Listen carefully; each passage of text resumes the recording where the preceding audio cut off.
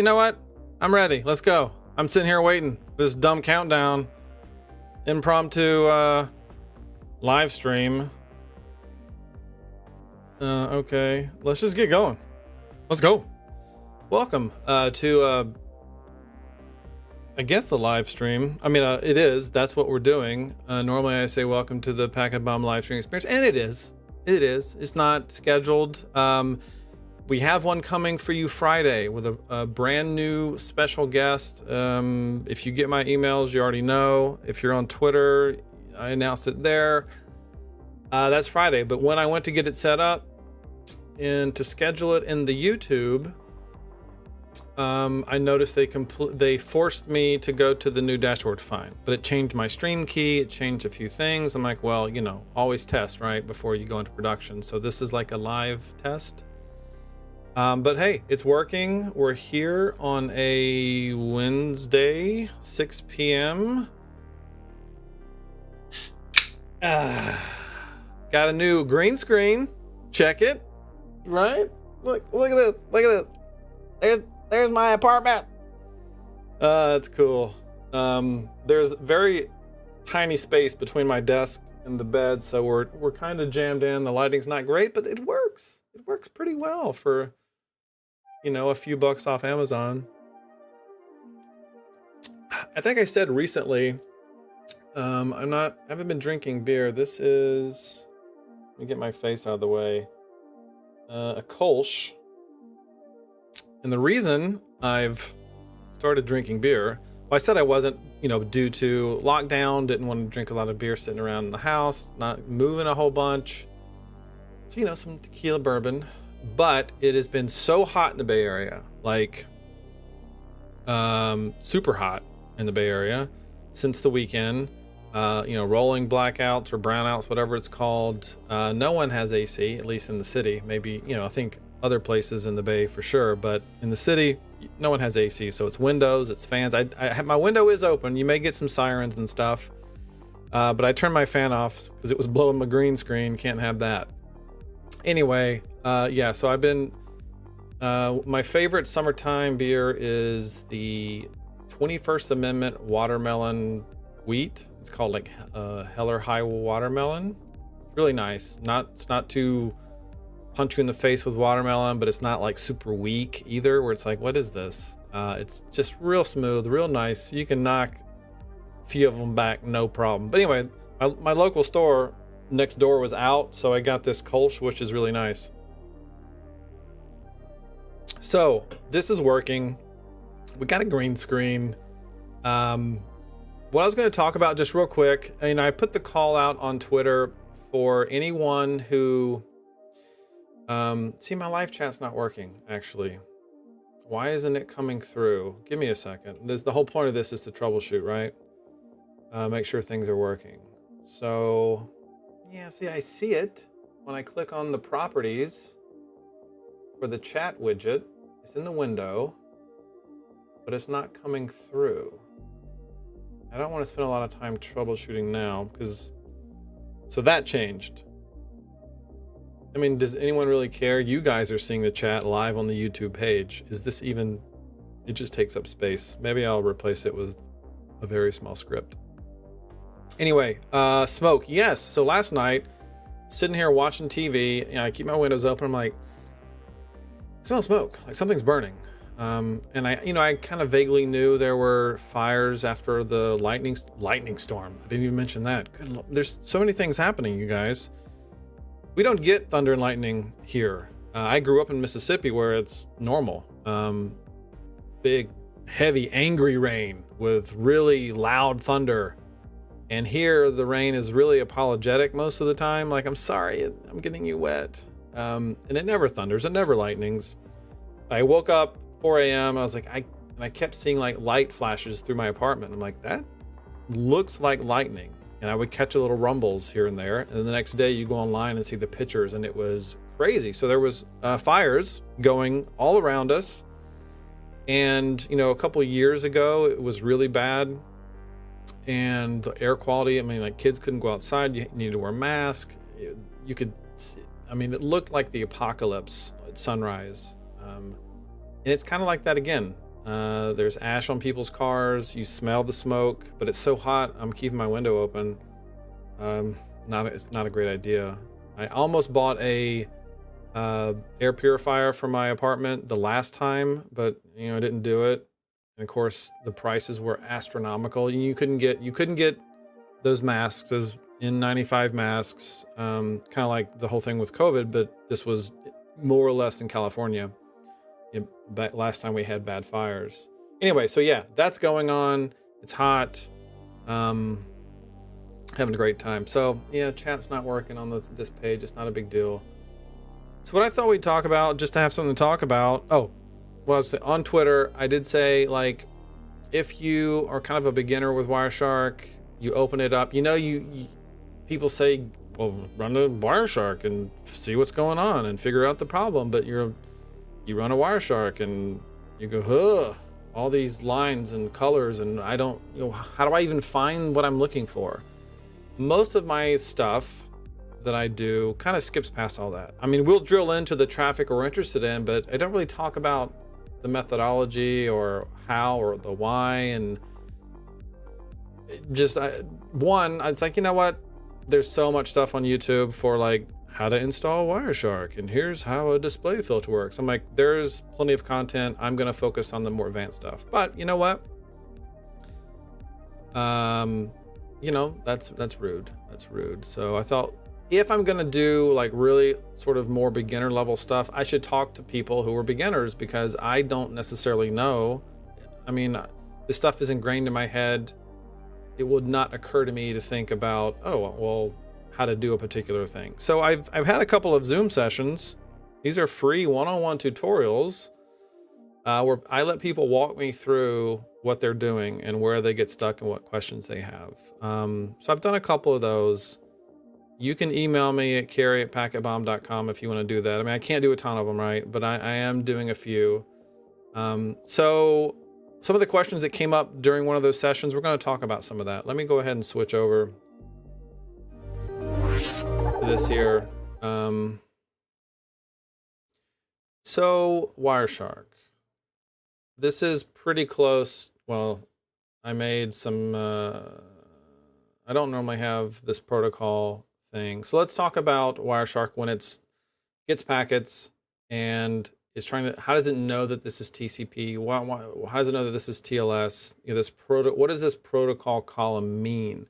When we talk about protocols, and for the purposes of this conversation, protocols and dissectors are sort of the same thing. A dissector for a protocol.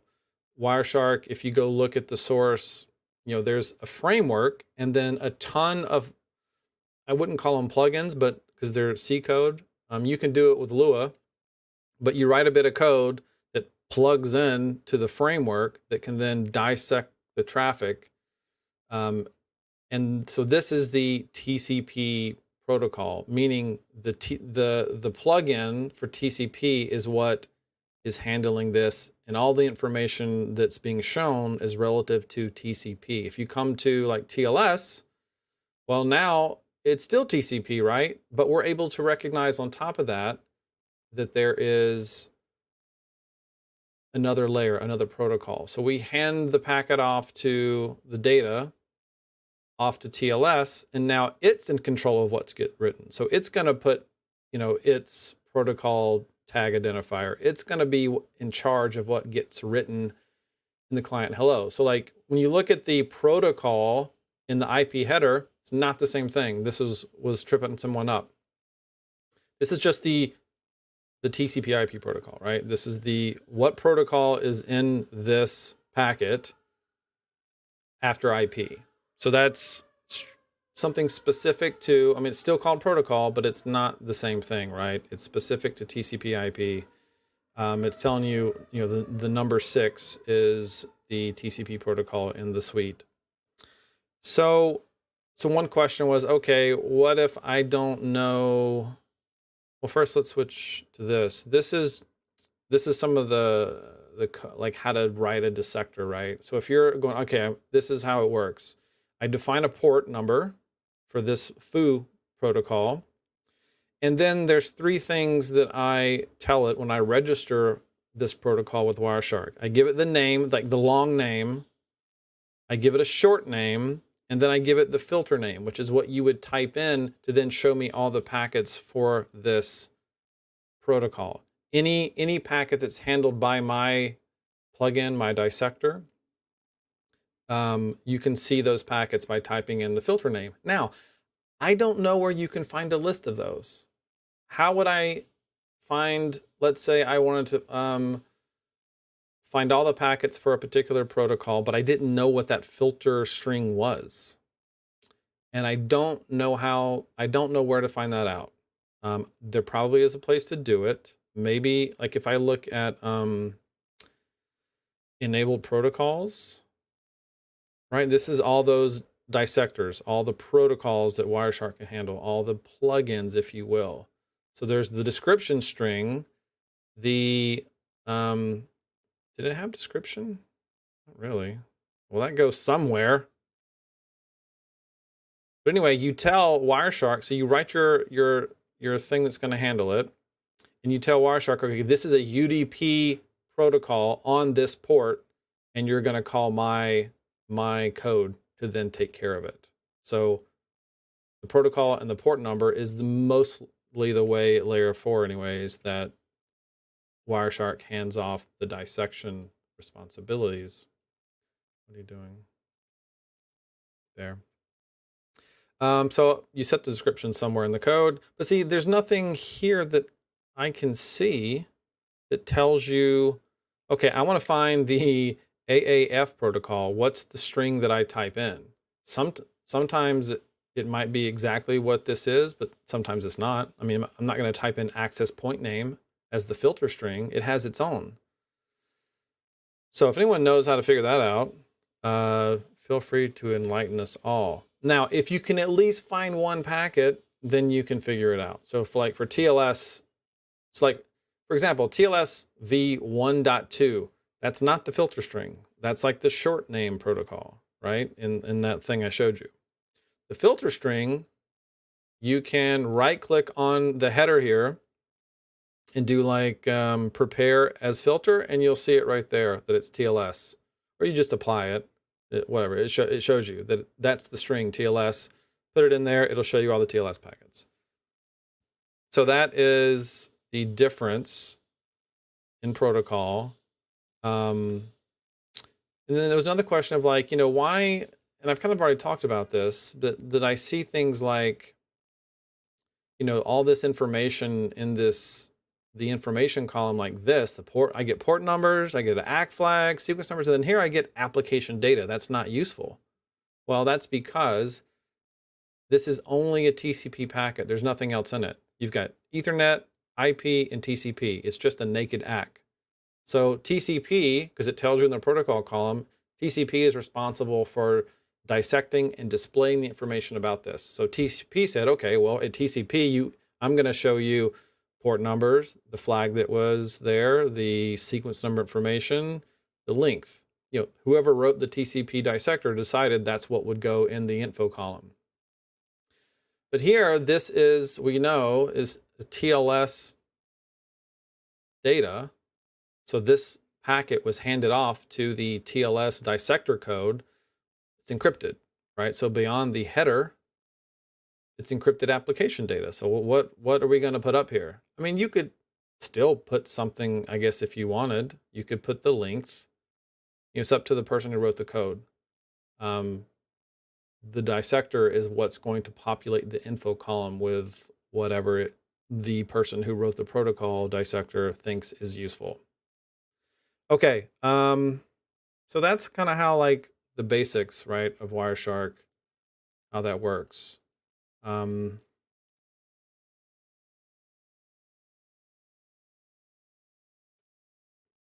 then, there is another type of dissector that doesn't go off of just the port number in the protocol. It's called a heuristic dissector. It's trying to guess. Basically, it's looking at the payload in the packet to try to understand if it is a certain protocol.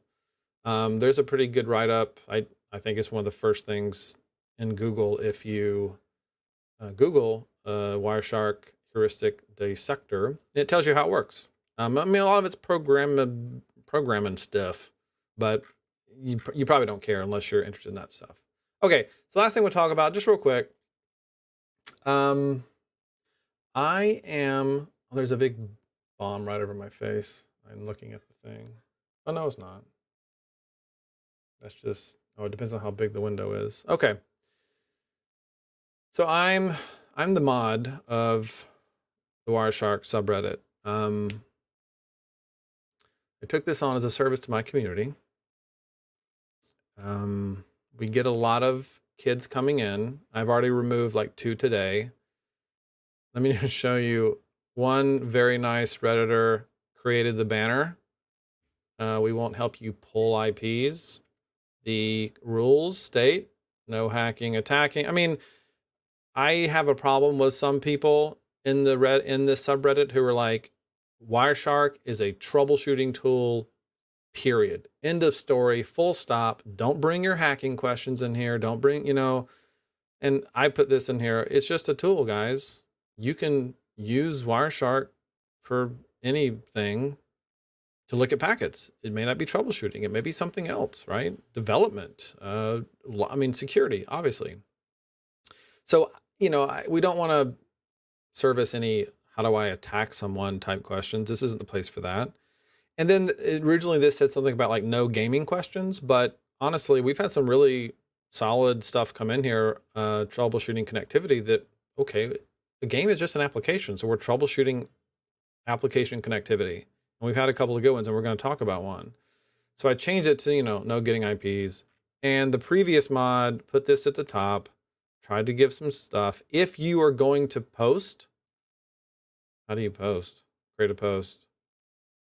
I wish I could make this bigger. There's probably a way to do it, but we try to say, just don't do it. Anyway, we still get them all the time. So people are a little like trigger happy when they see someone post something about even mentions a game. So this is one. Need help identifying why I'm DCing. I assume that means disconnecting from a game. Files included. And I had a report and I ignored it because he's getting disconnected every 3 to 4 hours randomly. Now, I did not do a good job of reading the question because he answered my question, but if you read through this conversation, it's a decent case study in a methodology of troubleshooting. You have a very brief and basic problem description. He put a file, it was filtered, so he posted the unfiltered one. We took a look at it, but it just had caused more questions, right? We didn't have an answer. We needed to help narrow it down. So as I preach all the time, before you spend time looking at packets, spend the time to ask the questions. So where are my questions? Oh, he came in. Okay, sure. All right, so here's some questions, and it's not that many, but these are basic things. Has this always happened, or did it start recently? Is this the only application that is affected, or is it other applications that disconnected? Does everything go offline? Does it occur around the same? He said 3 or 4 hours, right? I forgot that he said that. Does it happen at the same time, or it could be 5 minutes, 10 minutes, 2 hours? And then what changed, obviously? And then if you restart, reconnect, whatever, does it immediately start working? So that's a decent set of questions that will help us understand what's going on. It turns out we moved to a new house and got a new router, a new provider, a new modem. So a couple things changed. Anyway, so that's what this is. And it's basically, let's look at, it's not anything crazy, but if we do, so ip.adder will show you the source or destination. So if we look at the traffic, and he was good enough to know the server's IP. If we get to the bottom, we can see retransmissions, right? Everything's going back and forth, and then retransmission. And there's not a lot of time. It wasn't like minutes went by, like a big dead spot. but we sent data to the server and it wasn't acknowledged. So I thought the backup, oh wait, are these the same? Yes, these are all the same TCP connection. I thought the retransmission timers were interesting. Normally it doubles, right? It's exponential back off. So if it's 300 milliseconds, we would expect to see 600 the next one. And then, you know, so on and so forth. But 300 repeats, then it goes to 600, then it doubles to 1.2 seconds. And then that repeats 3 times, and then it doubles to 2.4. Kind of weird.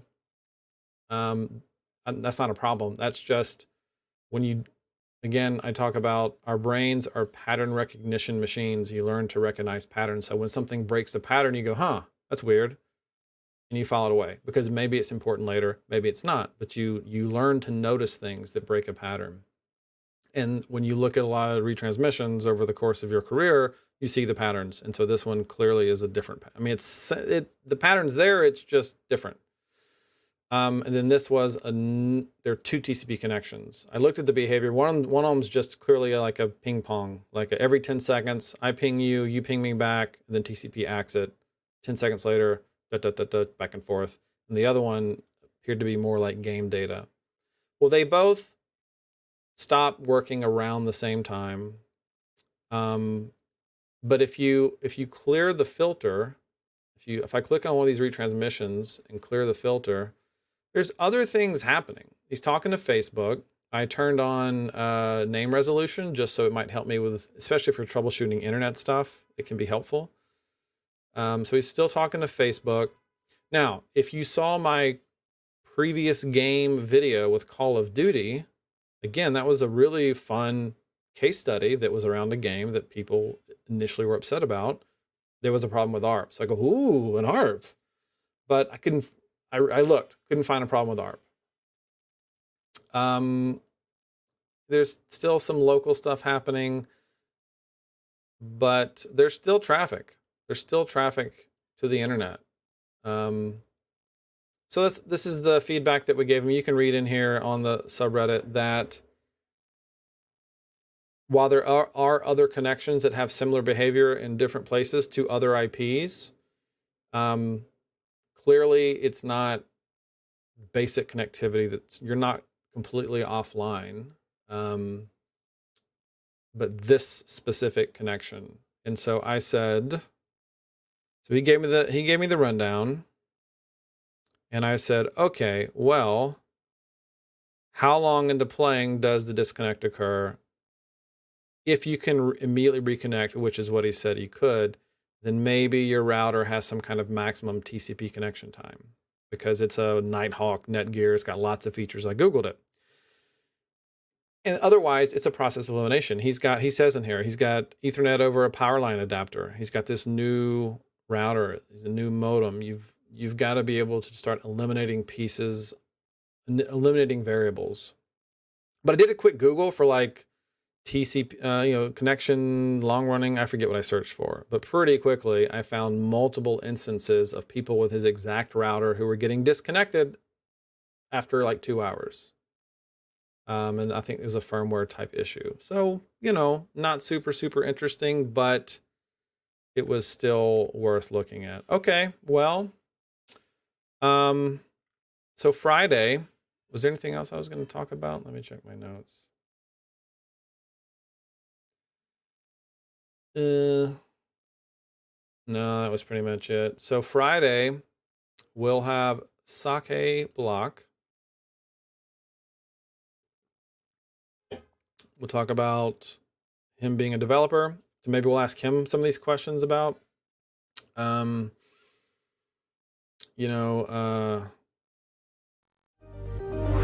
ask him some questions about how Wireshark does what it does. He's really good with TLS. I mean, he's teaching a class on it at SharkFest. He's good with the command line. But one thing I'm going to ask him about, he does a, it's called like, I forget, he's got a clever name, but it's basically a scavenger hunt / escape room, but with PCAPs. So you're given an initial clue and a PCAP, and you just have to go in, look at the traffic, find something that looks interesting, see if you can find a clue that will help you get to the next, unlock the next thing. It is really well done. We'll talk about that. It's cool. So the thing I was going to mention, I've had really great guests on, and I'll continue to do that. Maybe go back to doing some solo ones as well. But like, what about outside of Wireshark? Either topics I could bring, information we could talk about as a live stream community here, and also bring in guests, right? What does that look like? I mean, is it more security related people, career path people who work in certain types of verticals and industries? I don't know. I mean, it's all like, IT, right? So I don't know. If you have some ideas, things you'd like to see, and I can maybe bring in some interesting folks, I'm happy to give it a shot. Reach out, see if I can get someone on that you'd like to see in an interview. Maybe someone who, and maybe not even like people who are like known in the, in the community, but people that about who are really interesting. I think that would be pretty cool to find more unknown types. So I'm going to finish my Kolsch and start on some dinner. And thanks for joining with me to check this out. I guess I'll figure out what's wrong with the chat, or I won't. And we will see you Friday morning, 10 o'clock Pacific time.